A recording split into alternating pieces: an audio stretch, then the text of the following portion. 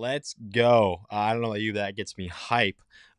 New intro video. Hope y'all enjoy it. Again, we are in the postseason now. It's crazy to say.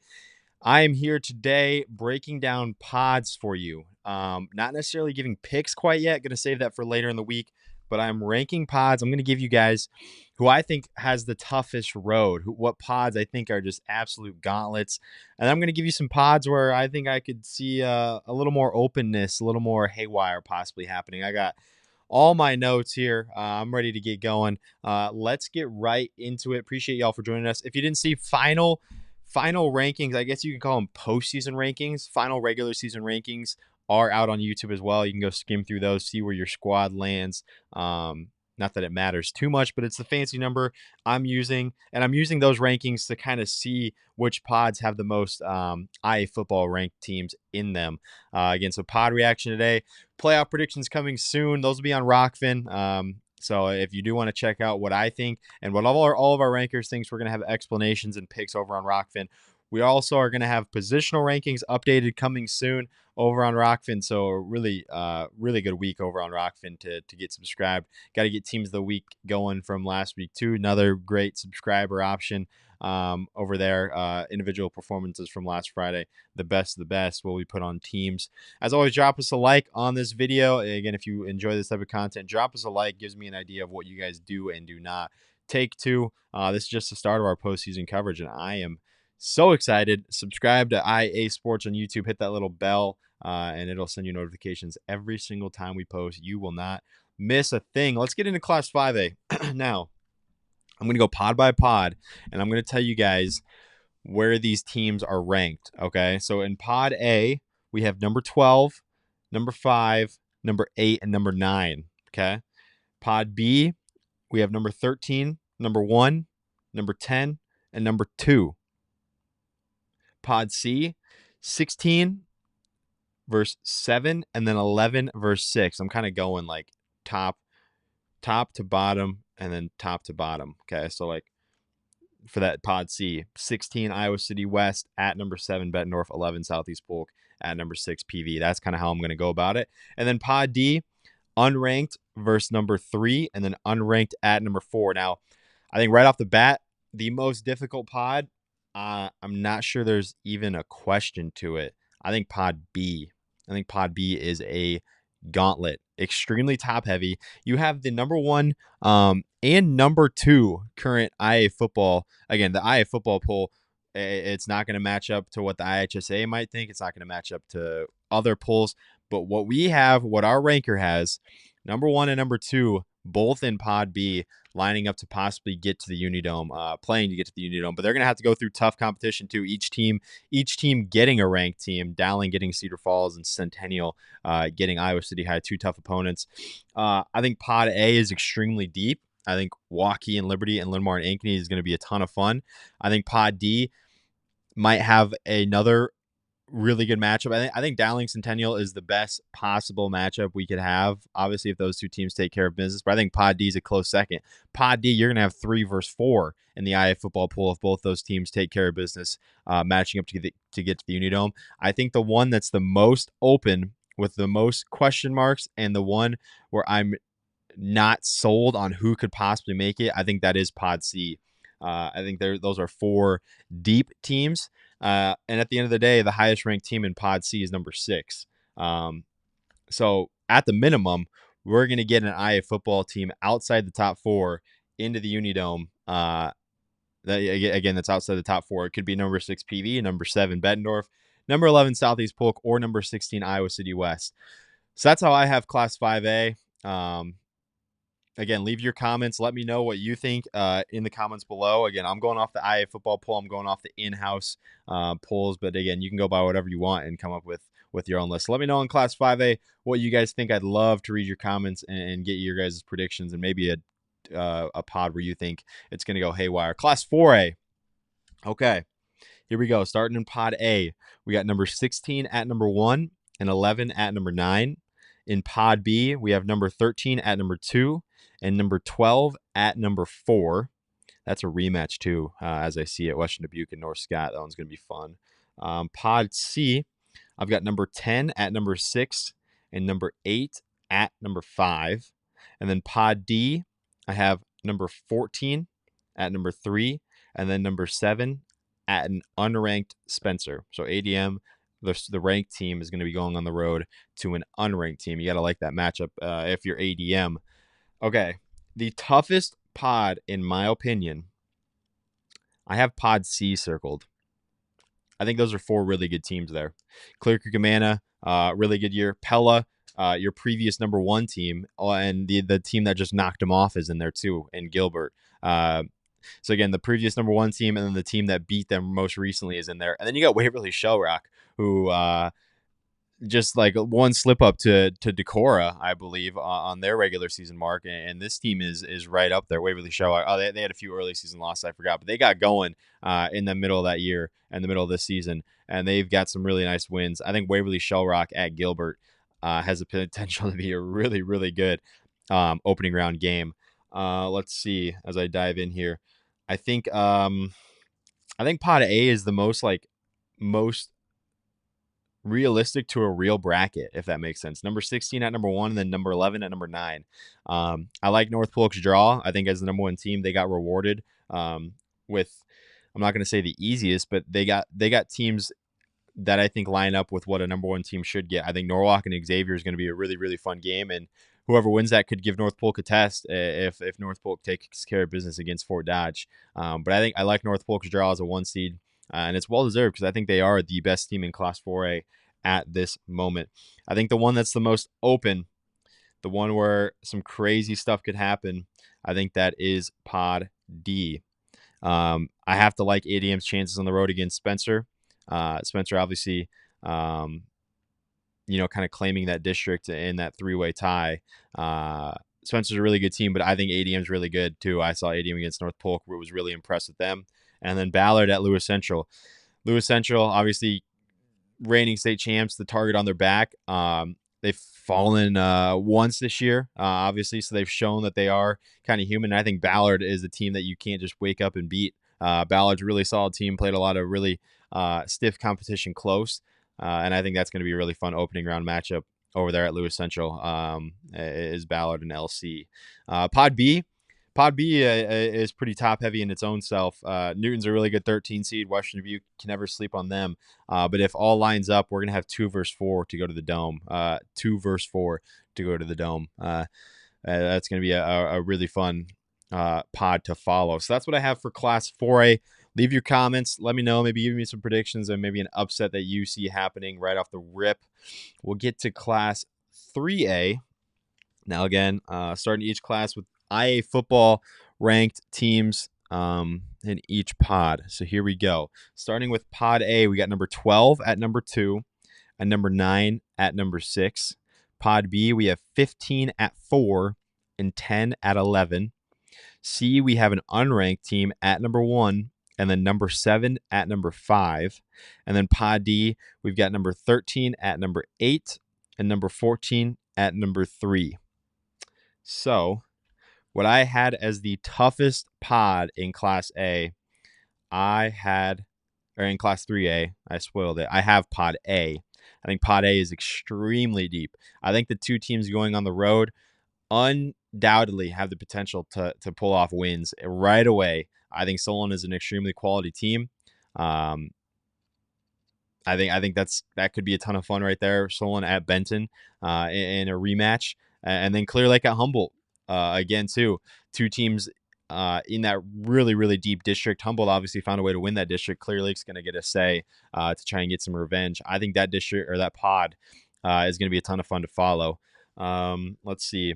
I think the best opening round matchup right out of the gate is Williamsburg at Independence. That's number 7 versus number 5 right out of the gate to qualify to try and get to Wahlert Catholic or Assumption. Assumption being unranked in our poll. Again, they were number 20th in the RPI and kind of stole a spot because they were runner-up. So you got to like that draw if you're Wahlert Catholic, but Assumption undoubtedly going to give them a test right out of the gate. Pod B, you got number 4, SBL. They got a pretty good draw with 15, 10, and 11. Obviously, they have experience versus MOC and Heelan. Nevada is a tough team, going to be a tough one for Heelan. That's going to be a fun opening round matchup, 10 versus 11 right away, right there. But SBL, I like that draw for them personally.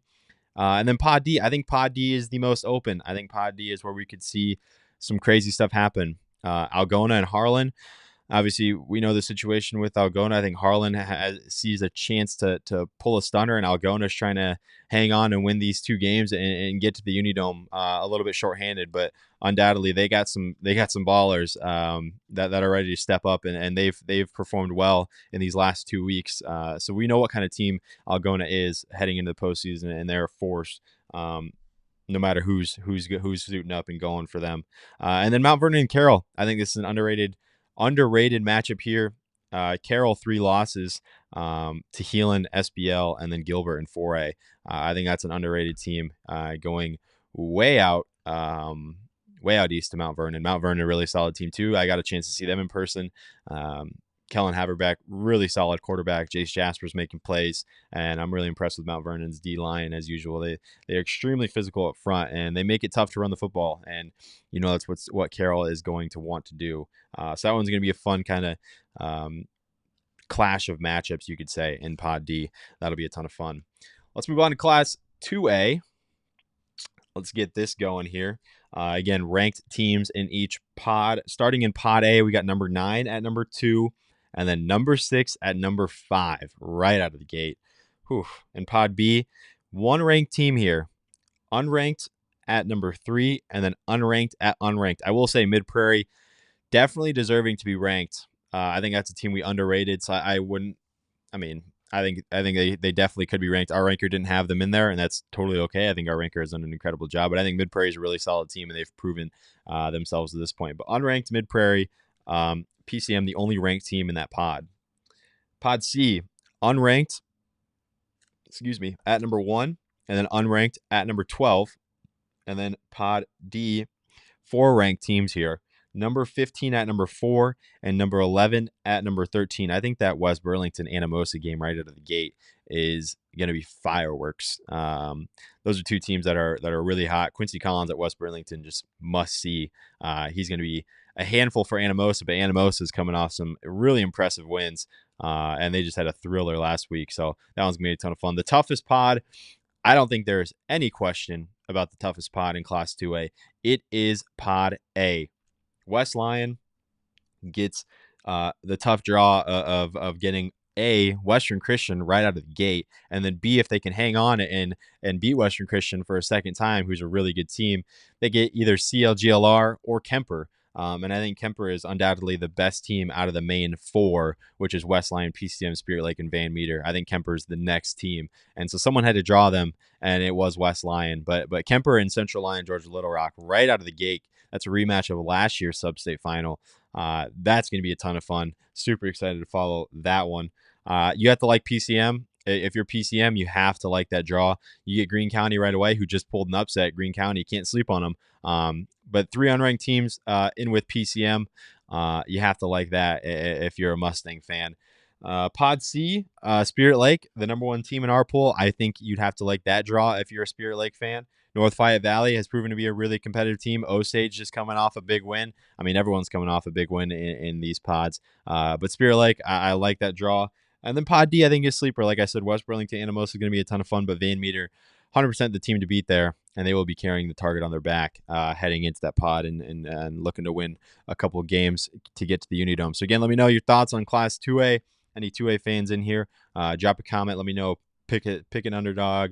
Let me know how you think I did in terms of going pod by pod. Let's go to Class 1A, though. Again, ranked teams in each pod. Pod A, unranked at number 1, unranked at number 16. Pod B, unranked at number 2, and then 9 at 10. Pod C, 11 at 12, and then 14 at 4. And then Pod D, this one's a tough one. Number 7 at number 6, and number 3 at number 8. So right away, the toughest pod, again, I don't think there's any question here either, is Pod D.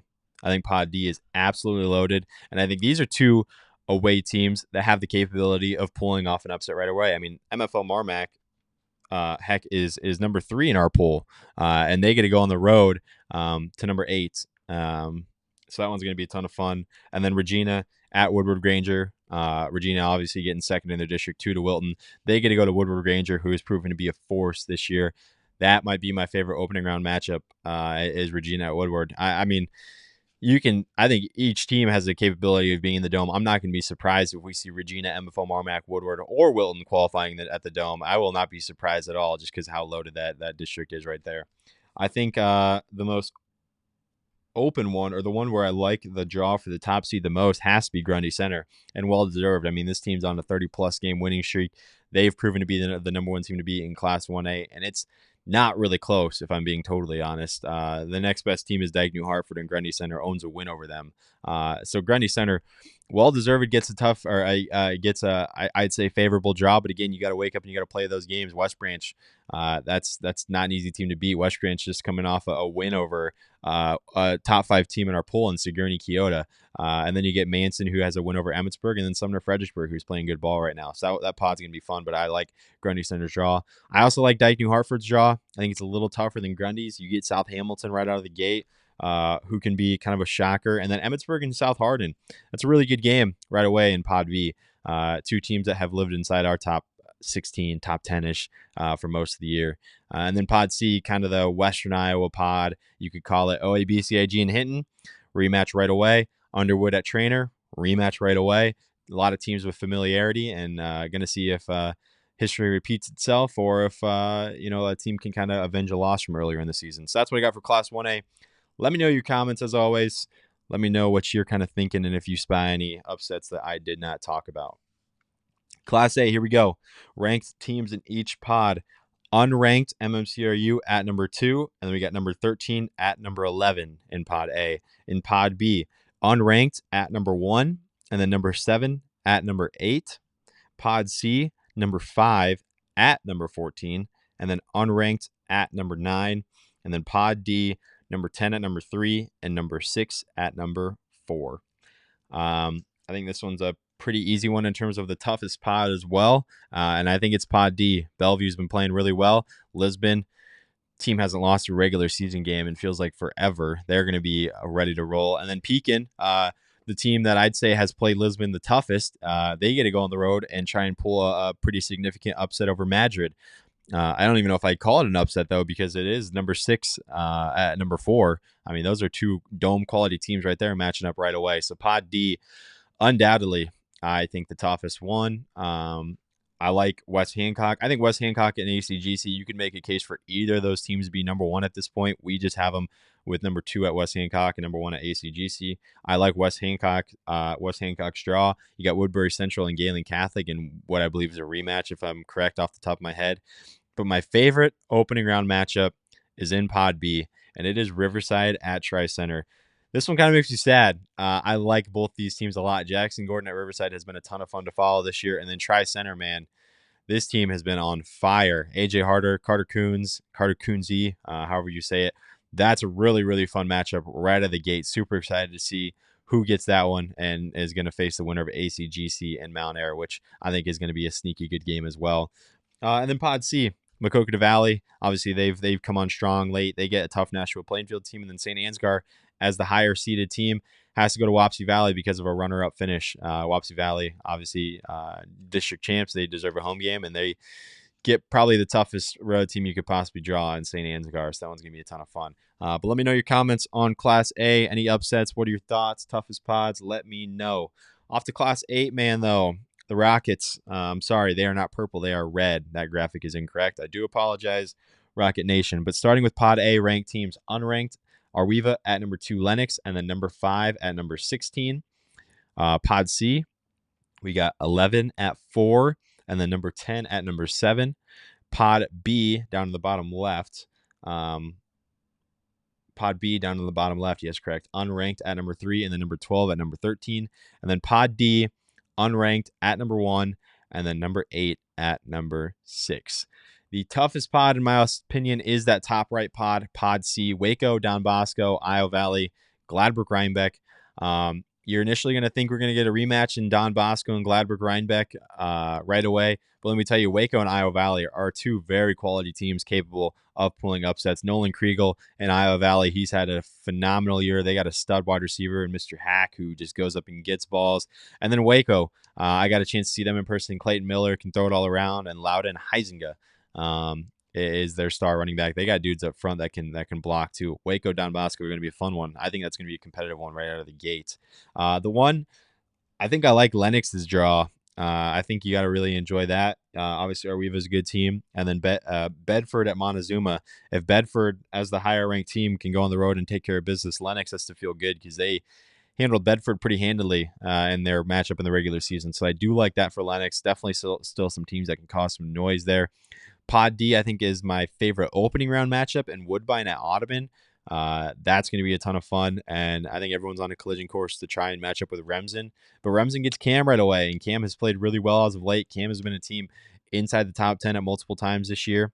McCade Paulson's been playing well. They're coming off a huge win over GTRA, so they're looking to keep that going. And then Pod B, I think there's the sleepers here. I think Janesville and Edgewood Colesburg is a good one right away, but I like the draw for Bishop Garrigan. Obviously being the highest ranked team in that pod, they kind of deserve that, but still some teams that can cause some noise there. So that's what I got. All my notes, each class went through, ranked them, kind of give you guys my thoughts. We'll have picks coming later this week. Again, let me know your thoughts and your opinions on the pods and how they came out, and maybe some sleepers to qualify for the dome. But appreciate y'all for tuning in, and I'll probably catch you guys Wednesday for some locks and dogs.